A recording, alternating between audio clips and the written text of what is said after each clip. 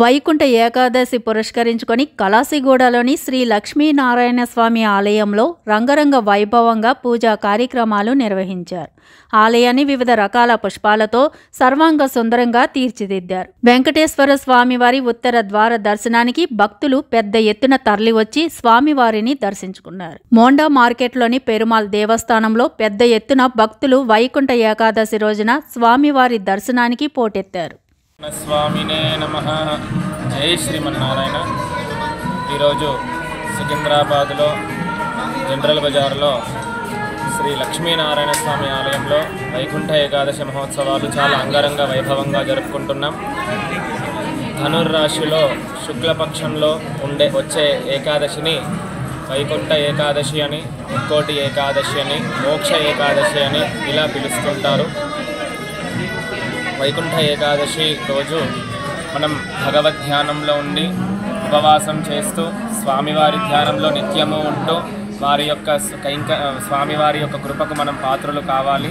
వైకుంఠ ఏకాదశి యొక్క విశిష్టత ఏంటి అంటే, పూర్వం ఎప్పుడైతే నారాయణుడు సృష్టి జరపాలి, సృష్టి ప్రారంభం చేయాలి అనుకున్నాడో, అప్పుడు ఆ సృష్టి ప్రారంభం చేద్దాం అనుకున్న తర్వాత తన నాభిలోంచి పద్మాన్ని వికసింపజేసి ఆ పద్మలో బ్రహ్మను నియమించి బ్రహ్మకు వేద ఉపనిషత్తులన్నీ నేర్పించి తర్వాత ఆ బ్రహ్మకి సృష్టి కార్యం ప్రారంభించమని చెబుతాడు.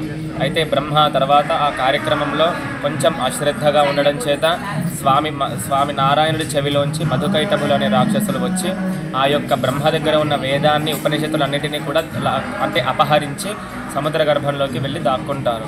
బ్రహ్మపాపం తనకేమీ అర్థం కాక స్వామి దగ్గరికి వెళ్ళి నారాయణుడి దగ్గరికి వెళ్ళి ఆ జరిగిన వృత్తాంతం అంతా చెప్తే, సరే నాన్న నేను ఒకసారి మాట్లాడి వస్తాను ఆ రాక్షసులతో అని చెప్పి ఆ రాక్షసుల దగ్గరికి వెళ్ళి, ఏమి కావాలి నాయన మీకు అంటే, ఇగో నువ్వు మాతో యుద్ధం చేయాలి అంటే, సరే చేస్తాను అని చెప్పి కొన్ని రోజుల పాటు వారితో యుద్ధం చేసి వారిని ఓడించి ఆ తర్వాత ఆ వేదాలని ఆ ఉపనిషత్తులన్నిటినీ కూడా నారాయణుడు వెళ్ళి బ్రహ్మకు అప్పచెప్పి మళ్ళీ రాక్షసుల మీద పాపం జాలి వేసి, ఏమి కావాలి నాయన మీకు వరం తీసుకోండి అంటే, ఏం లేదు స్వామి నాకు వైకుంఠంలో నిత్యస్థానం అంటే మోక్షం కావాలి అని చెప్తారు.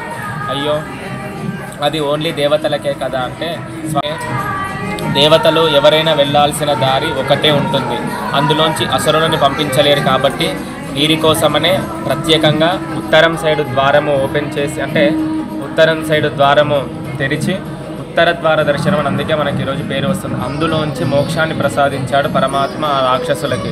తర్వాత ఆ రాక్షసుల వైకుంఠంలో ఉన్న ఆనందాలు అవన్నీ చూసి, అయ్యా స్వామి అసురలమైన మాకే ఇంతటి వైకుంఠాన్ని ఇంత స్థానం కల్పించావే, ఈరోజు గనక నిన్ను ఎవరు సేవించినా, ఎవరు నీ ధ్యానంలో ఉన్న, ఎవరు నీ యొక్క నామస్మరణ చేస్తున్న వారికి కూడా ఇటువంటి వైకుంఠంలో చాలా ఉత్తమమైన స్థానం కల్పించాలి అని మాకు వరం ఇవ్వాలి అంటే, అలానే అని చెప్పి నారాయణుడు వారికి ఆ వరం ఇవ్వడం చేత ఆ రోజు నుంచి ఈ రోజు వరకు కూడా ఈ వైకుంఠ ఏకాదశి అందుకే ఇంత అంగరంగ వైభవంగా వారి ద్వారా మనం జరుపుకుంటూ వస్తున్నాము. కాబట్టి ఈరోజు వీలైనంత వరకు స్వామివారి దర్శనం, స్వామివారి నామస్మరణ కీర్తన చేసుకుంటూ గడిపి స్వామివారి కృపకు పాత్రలు కాగలని మనం జై శ్రీ. నా పేరు గుండెల్లి శ్రీనివాస్, లక్ష్మీనారాయణ స్వామి దేవస్థానంకి ఫౌండర్ ట్రస్టీని. నా పక్కనది మా brother Gundelli Ravinder, founder trustee family member. మేము 4 బ్రదర్స్, నేను గుండెల్లి శ్రీనివాస్, గుండెల్లి రవీందర్, గుండెల్లి శైలేష్, గుండెల్లి కార్తీక్. మేము వంశపరంపరంగా ఫౌండర్ ట్రస్టీస్. ఇది మా ముత్తాత గారు గుండెల్లి లక్ష్మీనారాయణ గారు సుమారు 100 సంవత్సరాల క్రితం ఈ మందిరంని స్థాపించినారు.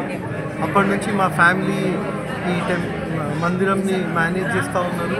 మా తాత, మా ఫాదర్ మోహన్ రావు గారు, అయినాక మేము. ఇది చాలా సాంప్రదాయ గల మందిరము, నో కమర్షియల్ డొనేషన్స్. ఇదంతా బై ఓన్ ఫండ్స్తోని, మా ఫ్యామిలీ ఫండ్స్తోని ఈ టెంపుల్ అంతా రన్ అవుతుంది. మాకు ఇది ఎండోమెంట్లో ఉంది, కానీ ఎండోమెంట్ వాళ్ళు కూడా మాకు బాగా సహకరిస్తారు. ఈ టెంపుల్లో ఎందుకంటే మోస్ట్ ఇంపార్టెంట్ ఫంక్షన్ ఇది లక్ష్మీనారాయణ స్వామి టెంపుల్ కాబట్టి విష్ణుమూర్తి. వైకుంఠ ఏకాదశి అన్నిటికంటే పెద్ద ఉత్సవం ఇది. దీని డెకరేషన్ చూస్తుంది అన్ని జాగాలకి వెళ్ళి వచ్చి చూస్తారు, చాలా ఫోటోలు తీసుకుంటారు, దర్శనం కూడా చేసుకుంటారు. మా రెగ్యులర్గా ఎవ్రీ ఇయర్ దీన్ని ఇంప్రూవ్ చేయాలని ప్రయత్నిస్తూ ఉన్నాము. ఇది కాకుండా వేరే ధనుర్మాసము, బ్రహ్మోత్సవాలు, దసరా, అన్ని పండుగలు, అన్ని ఉత్సవాలు, జియంగార్ నక్షత్రాలు అన్నీ పాటిస్తాం ఇక్కడ. సుమారు ఏడాదిలో 160-170 రోజుల్లో ఏదో ఒక ప్రోగ్రామ్ ఉంటుంది ఇక్కడ.